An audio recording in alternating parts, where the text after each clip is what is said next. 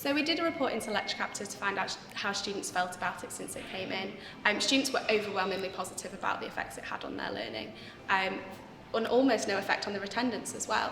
Students actually found sometimes it was easier to go to their lectures because they weren't anxious about missing something, or if there was loads of reams and reams of text, or they were having a bad day, they could just sit back, enjoy the lecture and participate with the confidence that later they could come back and recap if they needed to.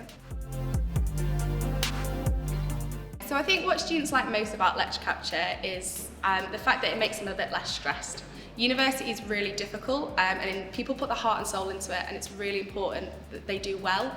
So I think giving students the confidence when it comes to assessment time, coursework time and exam time, that they can go back and relearn anything that they need to recap or that they might have missed, I think gives them real confidence that they're going to do well or that they're going to perform their best.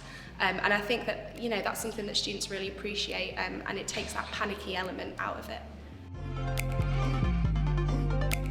I feel like a lot of people don't need much more encouragement to get involved in Lecture Capture. It's clearly a fantastic resource for students.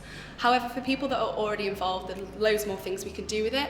We got some really nice nominations for the Teaching Awards this year, where students told us that their lecturer had been really creative with their teaching style now that Lecture Capture was used. No longer did they have to get across reams and reams of text of information. They could just speak that with the confidence that students could see it later on Lecture Capture.